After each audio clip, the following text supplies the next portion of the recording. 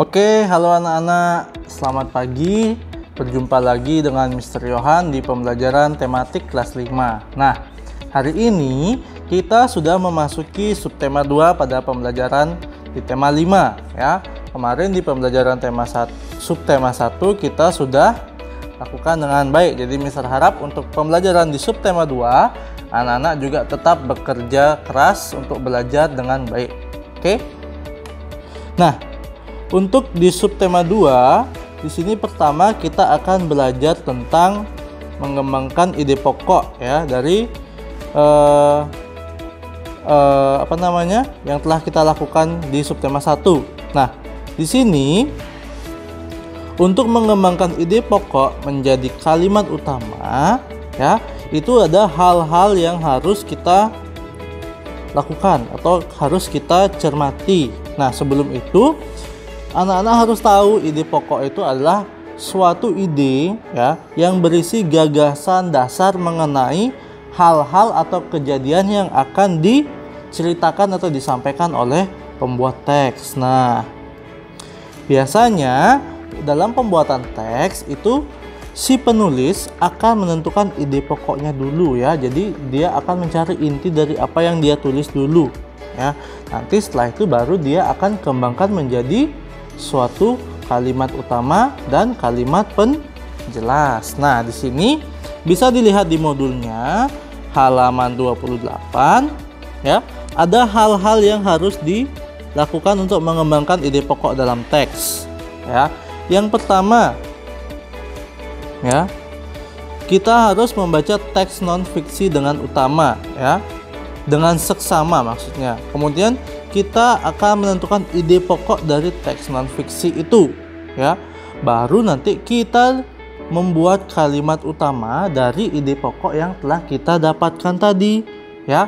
Di sini perlu digarisbawahi, ide pokok itu kita harus buat dengan bahasa sendiri ya, supaya kita lebih mudah memahaminya dan kita bisa menceritakan kembali dengan baik ya. Nah, kemudian dalam tata bahasa, anak-anak juga harus memperhatikan ya, gunakan bahasa dan ejaan yang baik ya. Bahasa-bahasa singkatan itu kurang tepat digunakan untuk mengembangkan suatu ide pokok. Nah, bisa dilihat di sini di bacaan ini, misalnya kita akan mencari ide pokok di paragraf pertama ya.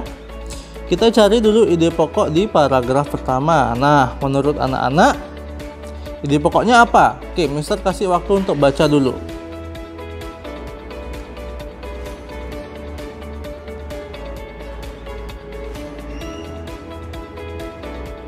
Oke, sudah? Nah, di sini ide pokoknya itu adalah perubahan kurikulum ya, atau perubahan sistem pendidikan Indonesia. Nah, di teks ini kalau Mister membuat kalimat utama dari ide pokok yang Mister katakan tadi, itu Mister bisa membuatnya seperti ini. Oke. Pendidikan di Indonesia itu mengalami perubahan yang signifikan dari tahun ke tahun, yang dimana perubahan itu adalah perubahan kurikulum dari kurikulum 2016 ke kurikulum 2013. Nah, seperti itu contoh pengembangan ide pokok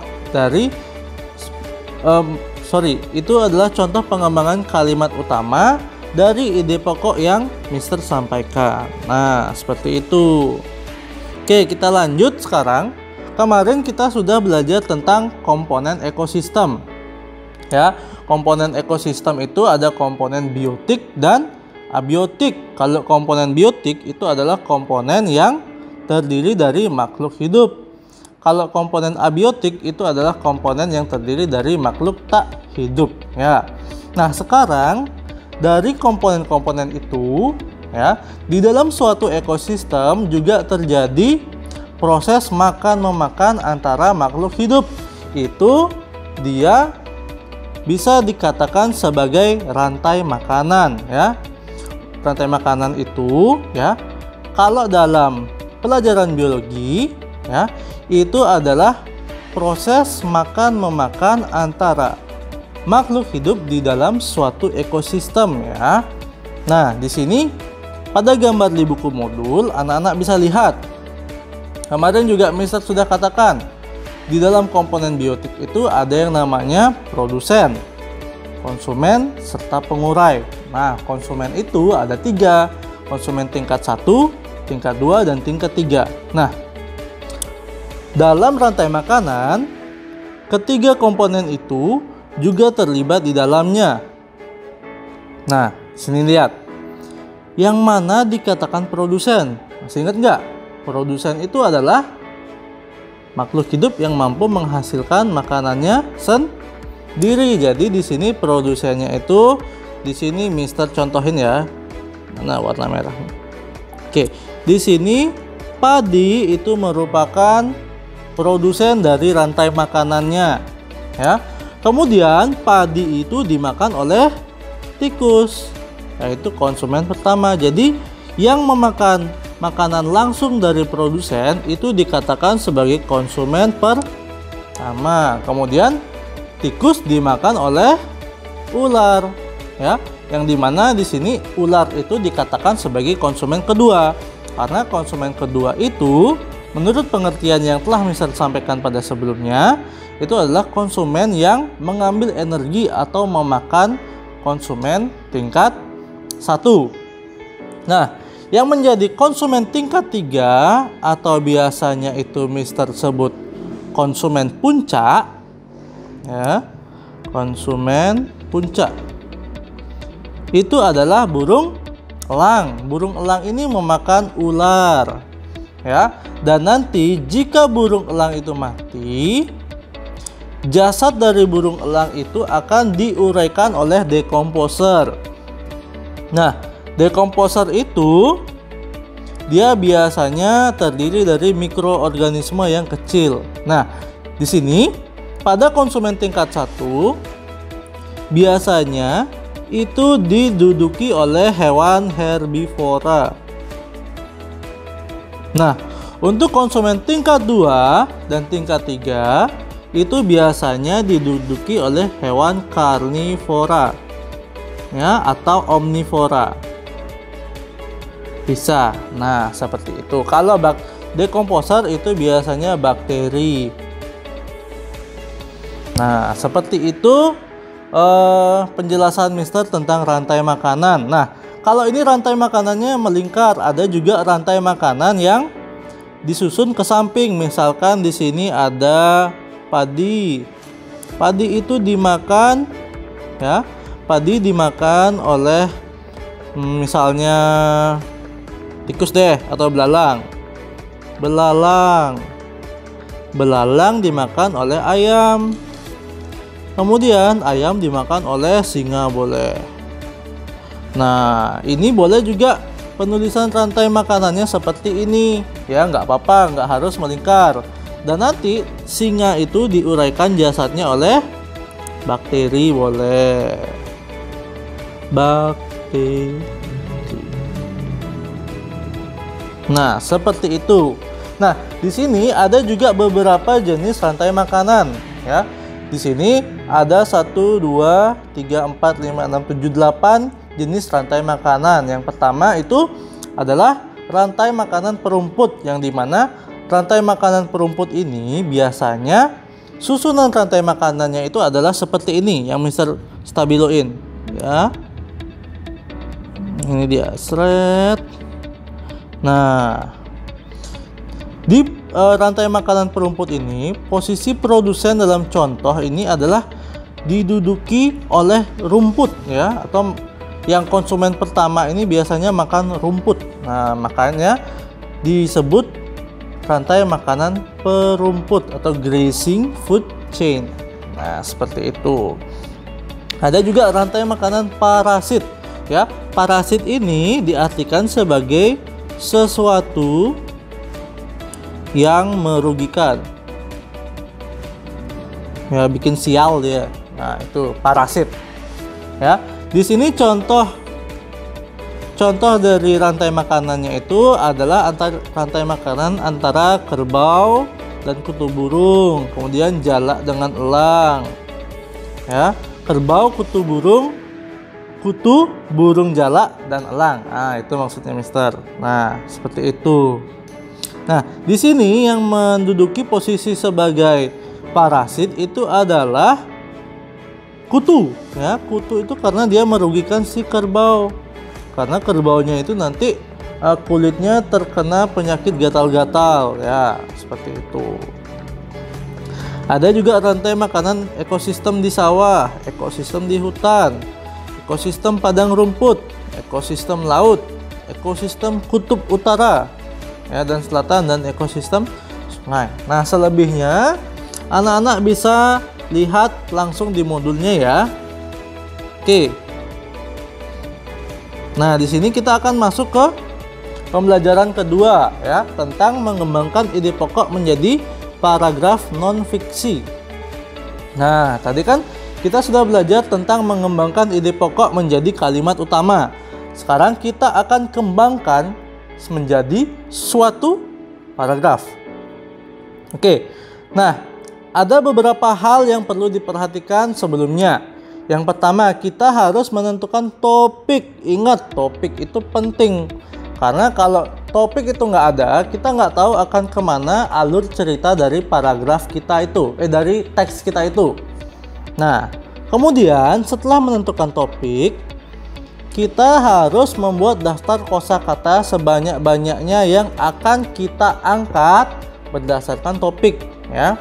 Oke, misalnya kalau topiknya itu singa sang penguasa ekosistem hutan, berarti cari kata-kata yang berkaitan dengan topiknya ini. Misalnya singa, ekosistem, hewan, dan lain-lain ya. Kata-kata ini harus dia satu inti atau harus dia berkaitan dengan si topiknya tadi ya.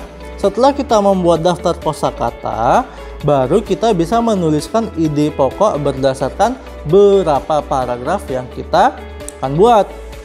Ya, misalkan ada 3 paragraf, 1, 2, 3. Berarti paragraf 1 ide pokoknya harus nyambung dengan paragraf 2 dan paragraf 3. Karena mereka ini akan berhubungan antara satu dan lainnya. Misalkan paragraf 1 nggak nyambung dengan paragraf 2 ide pokoknya. Nanti pembacanya bingung dong. Gimana sih yang buat cerita ini? Nah, seperti itu. Misalkan paragraf 1 ceritanya tentang singa, masa paragraf 2 ceritanya tentang buaya. Nah, seperti itu. Oke, kemudian kita dari ide pokok itu kita akan kembangkan menjadi kalimat utama ya. Dari kalimat utama kita akan mencari ya bahan atau pendukung untuk membuat kalimat penjelas. Nah, nanti informasi yang anak-anak dapatkan itu anak-anak akan tuangkan di dalam kalimat pendukung ya. Kalimat pendukung itu biasanya adalah kalimat yang mempertegas dari kalimat utama. Nah, terus kita akan menyusun kalimat utama dan kalimat penjelas sesuai urutan sehingga menjadi suatu paragraf non-fiksi yang padu dan sesuai dengan ejaan yang disempurnakan. Nah, seperti itu. Ini ya contohnya, Mister garisin. Nah, ini contohnya. Oke.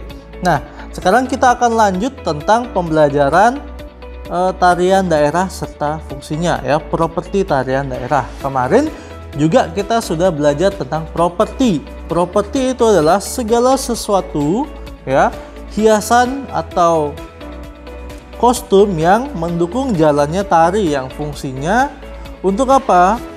Untuk memperindah, untuk mempertegas tari, untuk membuat tari itu lebih hidup. Nah, seperti itu ya. Nah, properti itu dia menyesuaikan dengan tariannya ya, dan properti itu juga antara tarian di tiap provinsi itu berbeda. Nah, misalnya di provinsi Jawa dan Papua itu propertinya sangatlah berbeda karena kebudayaan yang ada di Jawa dan Papua itu berbeda ya anak-anak. Nah, jadi di sini properti itu juga mengandung nilai-nilai sejarah dan nilai kebudayaan di suatu daerah. Ya. Nah, namun ya, dalam penggunaan properti itu harus mempertimbangkan fungsinya, kemudian jenisnya, dan asas pemakaian secara baik dan benar. Nah, di situ ya. Di sini dari ulasan yang Mister sampaikan tadi ada beberapa fungsi properti tari, di antaranya ya. Yang pertama itu mendeskripsikan tema tarian. Artinya kalau tariannya itu ada dia bawa pedang, ada dia bawa tombak, oh berarti ini tariannya ini mengisahkan tentang peperangan ya. Seperti itu. Terus memperjelas gerakan penari ya. Ini contohnya ada tari Garo-Garo dari Sumatera Utara ya, yang dimana Garo itu adalah nama burung yang terkenal di daerah Pakpak ya. Kepakan sayapnya yang lebar itu menandakan keperkasaan dan bijaksana, sehingga penari-penarinya itu menggunakan kostum ya terinspirasi dari pola burung tersebut ketika terbang. Nah, jadi dia itu gerakannya itu kayak mengepak-ngepakkan tangan itu. Nah, seperti itu. Kemudian memperindah tarian ya. Nah, di sini memperindah tarian itu artinya dia itu mendukung tari itu supaya enak dipandang. Nah, seperti itu. Nah, di sini ada contoh tarian ya, dan asal tariannya dari mana serta properti yang digunakan. Di sini ada banyak contohnya, anak-anak bisa lihat di buku modulnya ya. Nah, di sini Mister mau kasih tahu juga contoh properti dalam tari.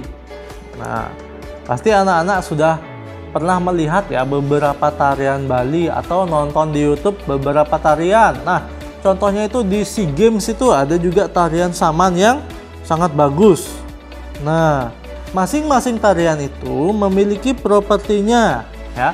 Properti dalam tarian itu bisa dalam bentuk yang pertama kain, kayu bisa, besi bisa, kulit bisa.